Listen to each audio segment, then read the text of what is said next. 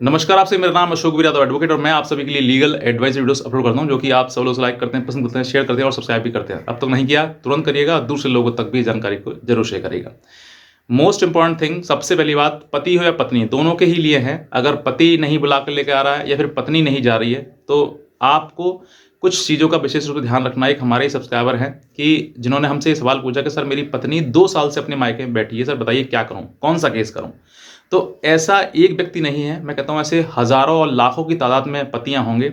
जिनकी किसी प्रकार से मनमुटाव हो गया या झगड़ा हो गया तो वो पत्नी जो है वो क्या करती है कि अपना बैग बोरिया बिस्तरा बांधा और मायके चली गई। तो वो मायके जाने के बाद जो है वो कई साल वहाँ रह लेती है, कई साल बाद वो मुकदमा भी कर देती है, आपको फिर मुकदमा कोर्ट कचहरी चक्कर लगाने पड़ जाते हैं।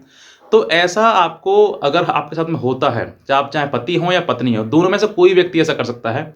तो आपके लिए विशेष रूप से इस वीडियो को जरूर देखना चाहिए ताकि आप भविष्य में अपना भविष्य तो बना ही सकें, साथ ही साथ में आप अपने जीवन में आने वाली जो प्रक्रिया, भविष्य में आने वाली परेशानियां हैं उनको भी आप परेशानियों से को दूर कर सकें, क्योंकि जीवन एक दिन का नहीं है, काफ़ी लंबा समय होता है। तो इस दौरान जो है वो आपके लिए कुछ चीज़ों का विशेष रूप से ध्यान रखना है। सबसे पहले,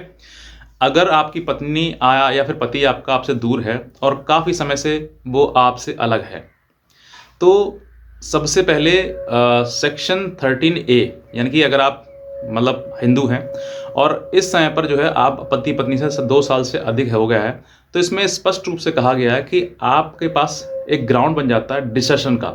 यानी कि जो कि 2 साल या 2 साल से अधिक महिला या पुरुष एक दूसरे से पति पत्नी होने के बावजूद भी अलग हैं, तो एक ग्राउंड बन जाता है डिस्कशन का। अब इस ग्राउंड को, डिस्कशन को आपको प्रूफ कैसे करना है?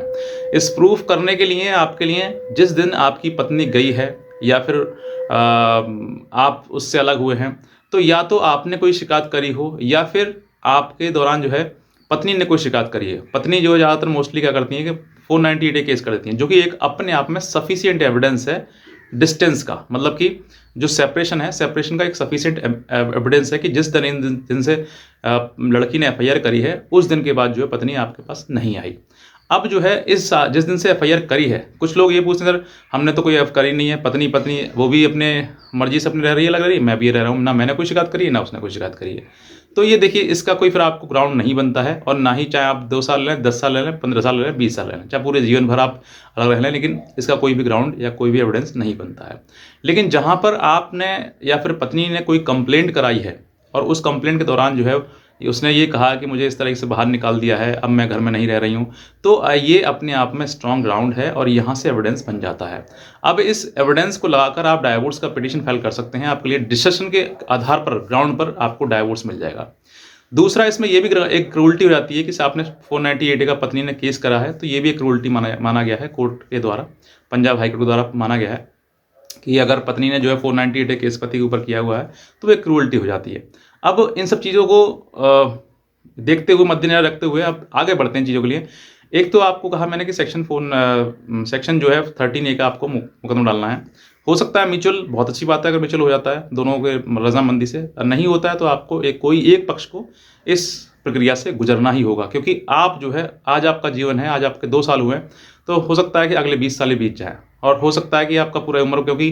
केसेस की कोई समय सीमा नहीं होती है, वो कितने भी लंबे समय तक चल सकते हैं। अब बात करते हैं, कुछ लोग ऐसे भी होते हैं कि सर हमारे साथ में फ्रॉड करके हमारी शादी हुई, मतलब कि हमें कुछ चीज़ें छिपाई गई, या फिर मैं नाबालिग था, या फिर वो लड़की नाबालिग थी, या फिर कुछ और प्रक्रिया थी। तो वो अगर आपके सामने है तो वो अकॉर्डिंग टू, मतलब सिचुएशन, जो आपकी सिचुएशन है उसके अकॉर्डिंग आप समझिए कि मेरी बाकी वैलिड मैरिज थी या फिर नहीं थी। अगर आपको इन सब चीज़ें बेस्ट और चीज़ों को समझना है तो आप जो है सेक्शन 5 जो है हिंदू मैरिज एक्ट को आप पढ़ सकते हैं, और पढ़ने के बाद समझ सकते हैं कि मुझे किन आधारों पर जो है मुझे डाइवोर्स मिल सकता है, किन आधारों पर वैलिड एक मैरिज होती है। अब इन चीज़ों के लिए पहला मैंने बताया आपके लिए कि डाइवोर्स का केस डाल सकते हैं। दूसरा, अगर आपकी शादी कोई रजामंदी से नहीं हुई है, या कोई फ्रॉड हुआ है, या कुछ और मामला है, तो आप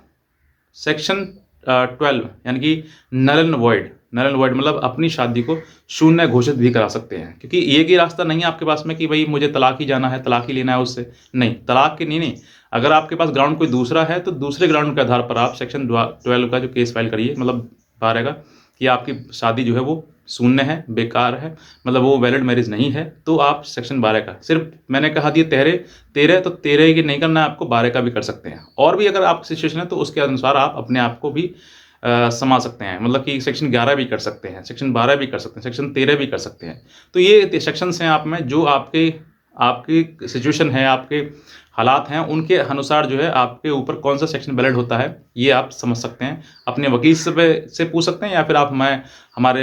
हमें कॉल करके भी आप हमसे लीगल एडवाइस हमारी ले सकते हैं। अब इन चीज़ों के लिए बात जो है, सबसे पहले अब मैंने कहा कि आपको समय रहते हुए चीज़ें कदम उठाना है, क्योंकि समय रहते हुए अगर आप करेंगे तो आपके भी पास ताकत रहेगी और आप में जो शादी करने का समय है वो भी नहीं गुजरेगा। लेकिन अगर एक बार ये शादी करने का समय आपका गुजर गया, तो फिर मैं कहता हूँ कि वही मैं वाली बात कि अब पछताए होत क्या जब चिड़िया चुग गई खेत। तो ये जो समय है वो आपको बहुत इंपॉर्टेंट है, इस समय को यूटिलाइज करें, चाहे पति हो चाहे पत्नी हो। अगर इस समय को आप निकाल देंगे तो फिर आपके पास कुछ नहीं बचेगा। उसके बाद अगर आपका डाइवोर्स भी हो जाएगा या आपका शादी शून्य भी हो जाएगी, तब भी आप उस उस अवस्था में दोबारा नहीं आ सकते जिस अवस्था में आप कुछ साल पहले थे। सोचकर देखिए, अगर आपकी आज शादी 25 या 30 के बीच में हुई है,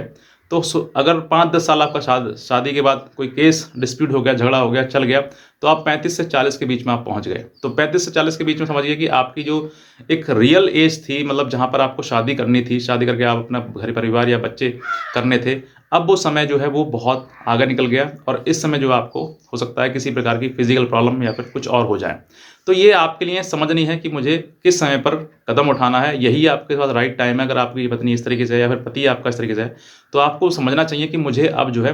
जीवन में आगे बढ़ना चाहिए, क्योंकि ये केसेस जो है वो इनका कोई अंत नहीं है। ये केस लगातार चलते रहेंगे आपके पास। कभी कभी आपको अपीयर होना है, कभी आपको डेट पर जाना है, तो कभी कुछ होना है। तो ये आपके लिए मैंने सोचा था कि मैं आपको एक सलाह दूं, मोटिवेट करूं, ताकि और भी जो पति या पत्नी हैं, जो इन सब चीज़ों में फंसे हुए हैं, जो अपना जीवन बर्बाद कर रहे हैं घर बैठकर या फिर कोर्ट कचहरी की ज़िंदगी लड़कर, वो अपना जीवन बर्बाद ना करें। अपने जीवन में एक निर्णय लें और सही समय पर लें, ताकि आपको समय रहते हुए हर चीज़ उपलब्ध हो सके। तो बस मैं इतना ही कहना चाहूँगा। बाकी अगर आप कोई भी लीगल एडवाइस अगर आप हमसे चाहते हैं, तो आप हमारे दिए हुए नंबर पर हमें संपर्क कर सकते हैं, हमारी लीगल एडवाइस ले सकते हैं। आज का वीडियो देखने आपसे बहुत धन्यवाद।